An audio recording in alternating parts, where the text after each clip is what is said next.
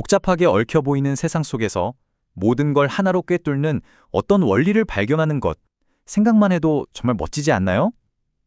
오늘은 수학, 그 중에서도 기하학이라는 아주 거대한 분야를 단 하나의 아이디어로 통합하려고 했던 한 천재 수학자의 이야기를 해보려고 합니다.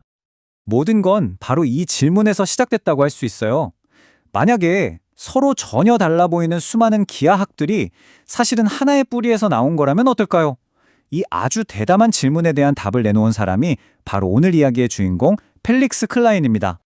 그의 생각이 대체 얼마나 혁명적이었는지 제대로 알려면 우선 그가 살았던 19세기로 시간여행을 좀 떠나봐야 합니다. 19세기는 말 그대로 수학의 황금기였어요. 여기저기서 새로운 아이디어들이 막 터져 나왔고 학자들은 그야말로 지식의 신대륙을 탐험하는 탐험가들 같았죠. 그런데 말이죠, 문제가 하나 있었어요.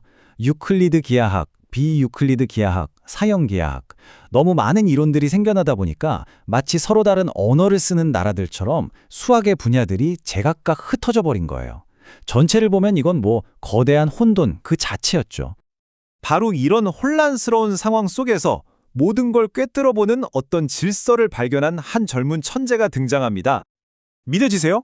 이때 그의 나이가 겨우 23살이었습니다.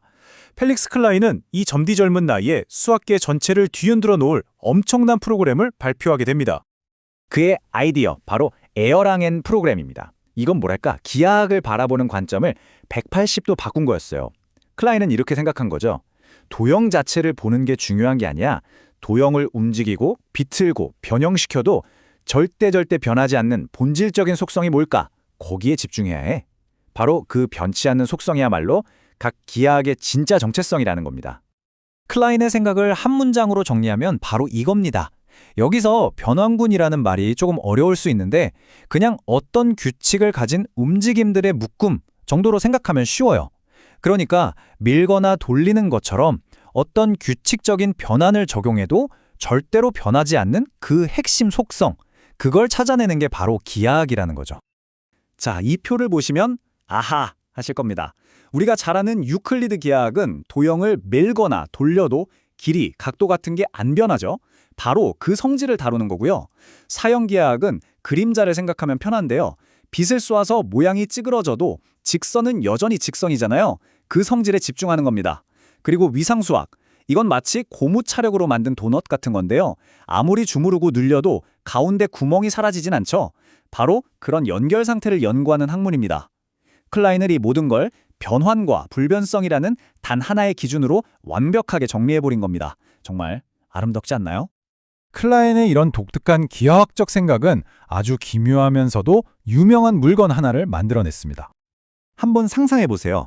안과 밖의 구분이 없는 병. 그래서 물을 부어도 영원히 채울 수 없는 그런 병이 실제로 존재할 수 있을까요? 그 정답이 바로 이 클라인 병입니다. 왼쪽 그림처럼 수학적으로는 완벽하게 존재하지만 오른쪽 유리 공예품처럼 우리가 사는 3차원 세상에서 이걸 만들려면 자기 자신을 뚫고 지나가야 하는 아주 역설적인 물체죠. 겉변을 따라서 쭉 가다 보면 어느새 안쪽이 되어 있고 다시 안쪽을 따라가면 바깥쪽으로 이어져요. 말 그대로 안과 밖이 이어진 면이 딱 하나뿐인 도형인 셈입니다. 이걸 이론상 어떻게 만드는지 한번 볼까요? 먼저 튜브의 한쪽 끝을 길게 늘려서요. 빙 돌려서 반대편으로 가져옵니다. 그리고 4단계, 바로 이 부분이죠. 벽에 구멍을 내지 않고 유령처럼 스르륵 통과해서 안으로 집어넣은 다음 다른 쪽 끝과 연결하는 겁니다. 바로 저 4단계가 우리가 사는 3차원 공간에서는 불가능한 마법 같은 지점인 거죠. 클라인의 이런 통찰력은 기하학이라는 한 분야에만 머물지 않았어요. 그는 수학의 다른 세계들 사이에도 튼튼한 다리를 놓기 시작했습니다. 예를 들어 보형함수라는 아주 특별한 도구가 있는데요. 개념은 좀 복잡하지만 특정 변환에 대해서 아주 아름다운 대칭성을 유지하는 함수라고 생각할 수 있습니다. 클라인은 이 도구를 이용해서 기하학의 모양이 대수학의 방정식이나 해석학의 함수와 어떻게 깊이 연결되어 있는지를 보여주었어요. 마치 서로 다른 언어를 통역해주는 만능 번역기처럼 말이죠. 흩어져 있던 수학의 세계를 하나로 묶으려는 그의 비전이 점점 더 확장된 겁니다. 그렇다면 클라인이 우리에게 남긴 가장 위대한 유산은 과연 무엇일까요? 이 말 정말 멋지지 않나요? 그는 단순히 위대한 이론가였을 뿐만 아니라 정말 훌륭한 교육자이기도 했습니다. 수학이 그저 딱딱하고 엄밀하기만 한 학문이 아니라 직관을 통해서 충분히 이해하고 다가갈 수 있는 대상이라고 굳게 믿었던 거죠. 그래서 클라인은 평생에 걸쳐서 수학 교육을 바꾸는데 온 힘을 쏟았습니다. 다음 세대의 학생들이 수학의 진짜 아름다움을 느끼고 자신의 연구를 디딤돌 삼아서 더 멀리 나아갈 수 있기를 진심으로 바랐던 겁니다. 그의 삶을 돌아보면 그야말로 놀라움의 연속입니다. 19살에 박사가 됐고 23살에는 수학의 역사를 새로 썼죠. 그리고 훗날에는 과학계 최고의 영예 중 하나로 꼽히는 코플리 메달까지 받았습니다.